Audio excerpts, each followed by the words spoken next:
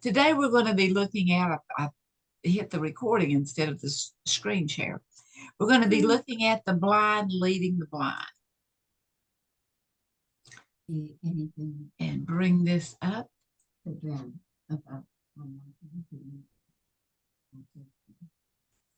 Okay, so the blind leading the blind.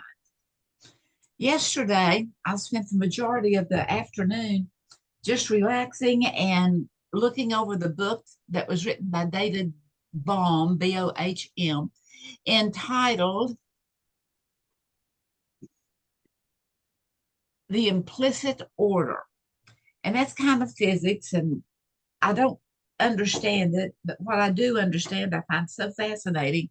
So I keep going back and reading it again and again and again. And I'm sure that you are familiar with the blind leading the blind, or the comparison of blind people and touching an elephant, and how do they perceive what the elephant is? How are they determining what it is?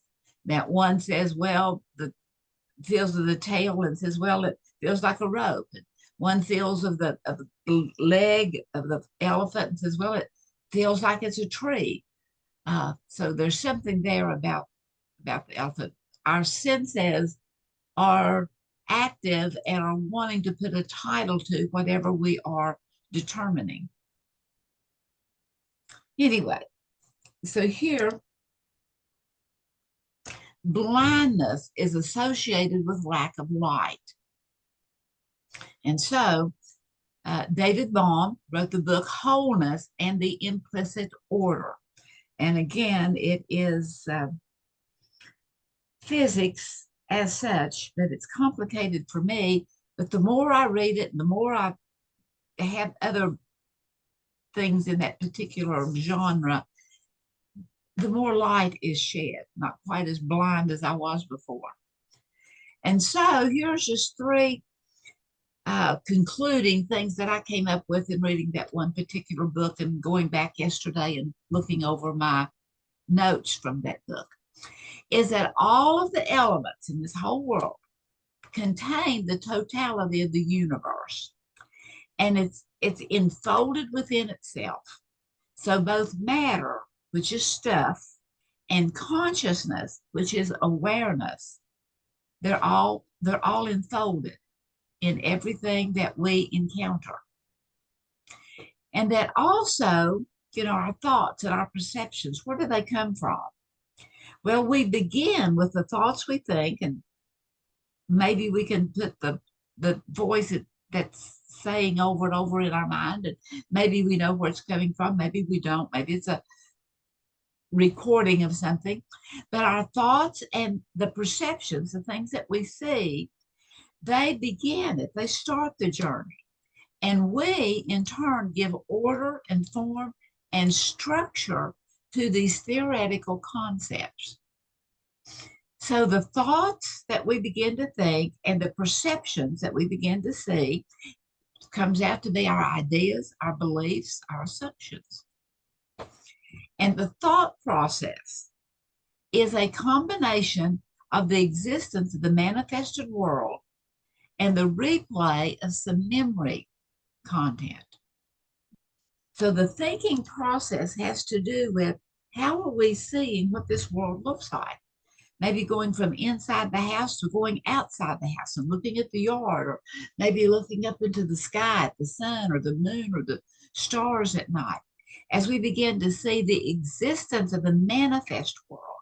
And as we get in our car and we drive down the street, we're beginning to see changes of scenery and so forth. And then as we fly in an airplane, when we look down, we can see even a greater expanse of the manifestation of the world. And as we encounter with people and so forth.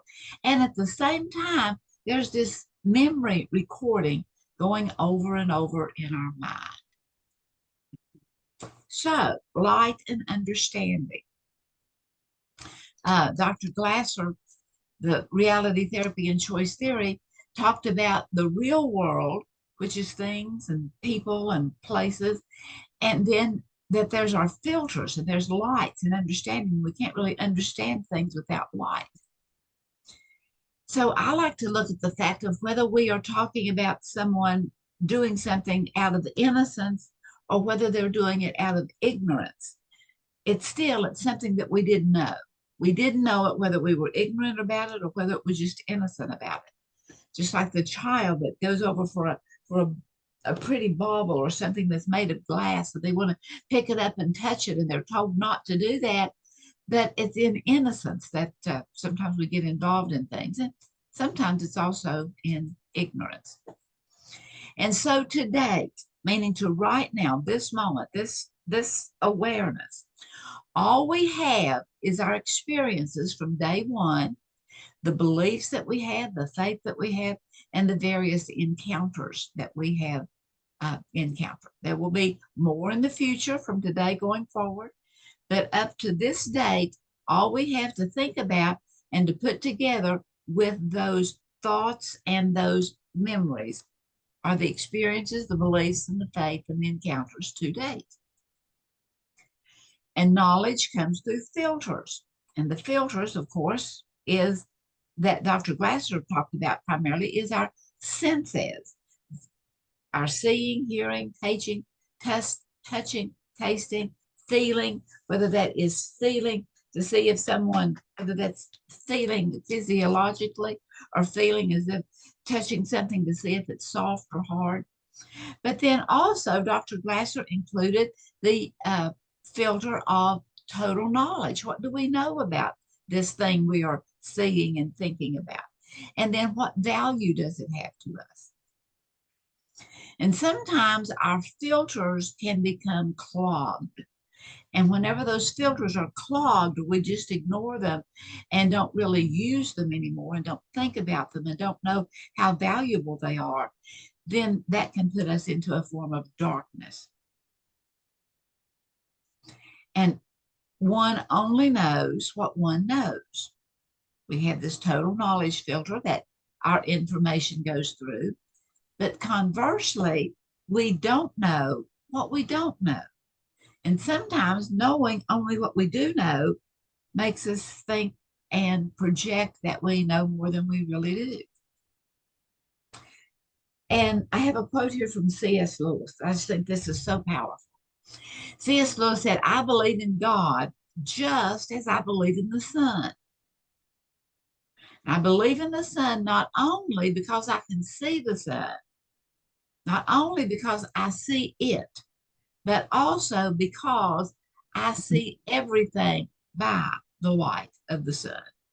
Well, maybe we can't see everything by the light of the sun, but we can certainly see things by the light of candlelight or electric light, that it takes light for us to be able to see. And I always like to think about the fact that you can be in a room that is pitch black, absolutely pitch. You can't even see your hand in front of your face. And yet a firefly would come in, or there's some tiny, tiny increment of light, and we're drawn to it because we need that light to bring understanding. And so in life, we have conditioning and being blind. Sometimes we're conditioned to our own blindness. So going back to the blind men trying to determine the worth and the value and the description of an elephant, the blind men married blind wives. And the blind couples produced blind children and blind grandchildren. And they believed, they brought into existence, and they passed on what an elephant looked like and or what an elephant was. All of us have a tendency to blindly carry on cultural conditionings, and we take them from one place to another. It's not that it's wrong, it's just the fact that it limits us. It keeps us from growing. It keeps us from seeing a different point of view. And according to the poem that was written about the blind men looking at the elephant, according to the poem that was written by John Sykes, each of the blind men were partly right, yet all of them we're wrong? And how many times can we be partly right and think we are absolutely right? So our comparing place is always working. And somewhere in our brain, whether it's right up here at the beginning or not, right up here at the frontal cortex, but we have this little evaluating system. And we evaluate what I have versus what I want. And sometimes what I'm wanting is way, way up here on the high scale as opposed to what I have. And sometimes if we're wanting this, but we're looking down on what I have, it can really be a downer rather than looking at the fact that appreciating what we do have. So we live in an expanding universe. Not only is it expanding and growing, but we as a people, at least in the US and in most countries, are the universe is expanding, and we are going to places where we can expand our exposure to the various cities and towns and so forth of the universe. Yet our day-to-day exposure is to the familiar because that's what we're comfortable with. And we want to stay with that. Even if we're packing to go on a round the world cruise, we will take those things with us that happens to be the more familiar to us. So, and also in that comparing place, we're always comparing. The thing of it is that are our comparisons accurate or are they distortions? And either one, the accuracy or the interpretation or the distortion happens when we try to see what we want to see. We want to see it, we want to do it, and we may be really yearning for it, but if we're not going the right path to bring it into existence, it's just not working. And so all of our senses, the seeing, hearing, tasting, touching, feeling, all of this brings experiences into our individual world for us to see and know about. We believe what we believe until we believe something different. Or until we can see things differently. Sometimes it comes by just actually hearing, seeing, touching, feeling, seeing it from a different point of view. So there's the real world, and the real world is comprised of people, places, and things, whether they are current or whether there's a vestige showing that they have been here previously. So all we can get from the real world is information. Whether we are reading a history book or watching a history channel, or getting from the real world is information. All we can get from another person is information. All we can give is information. And the information itself, in and of itself, is not the problem. The problem is how we handle the information. As a matter of fact, how we handle the information that we receive is paramount. And so the information, out of all the billions of people on planet Earth, one chooses anger, one chooses indifference, one chooses acceptance. Or there's so many, every level, everything that we look at, there's so many spectrums and so many levels that even when we think we're nigh the top, we're not really nigh the top because there's so many spectrums and levels. And so no one in our family, in our what is going to see everything, the information exactly the same. And so whether we're looking at it, whether we're discussing or contemplating or looking at a 6 or whether we're looking at a 9, it depends on one's point of view. And regardless of what that point of view is, it's not worth going to war over. So we need to challenge our perceptions. And kind of the weird thing is that we can challenge our perceptions and our belief systems and so forth, and we can do that through information. So as we hear information, let's look at it and let's hear it outwardly as to what the other person is saying, or what the news is saying, or what the book you're reading is saying, as well as hear that information inwardly. How is it resonating with you? How is it resonating with you? Are they gelling? Are they diverse? Is it showing something different? Is it showing something the same?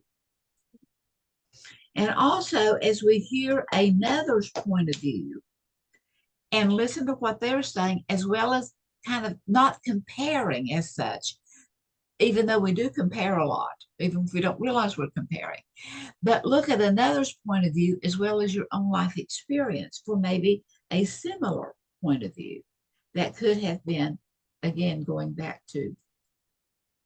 And then consider the mysteries of the universe and the vastness of human possibilities. Of looking at other people, we may not be the same color or the same language, or there's a lot of things that may be different, yet the same thing is going back up to David Bohm and the fact that all elements are contained in all elements, both the both the stuff as well as the awareness. And so be willing to see beyond limited boundaries. And the boundaries are limited. Uh, but yet, with that imagination that is in there, we can begin to see beyond them more than they initially realize. And find beauty in life and grow through difficult circumstances. Even though it may not have the best flavor, it may not be something you would have chosen, but use it, allow it to be something that you can grow through, that you can grow from. And then discover that there's no such thing as an ordinary day. We live in a wonderful universe, and there are so many opportunities available to us, to all of us, more so than we may even be aware of. And then learn from our own blindness. What am I still blind to? What am I not understanding? What am I not allowing the light to shine on so that I can see it? And so, to bring to the end, just a family prayer that I wrote back in 1986. Lord, help me to love humanity unconditionally and to appreciate the unique gifts and talents of each individual. May we build on the positives and minimize the negatives. Help me to teach wisdom and character by example. May we share our thoughts and dreams without fear of condemnation. May we build memories that are pleasant, hearts that are compassionate, and backbones that bear each other's burdens. Well, I thank you for being here. And many blessings to you. And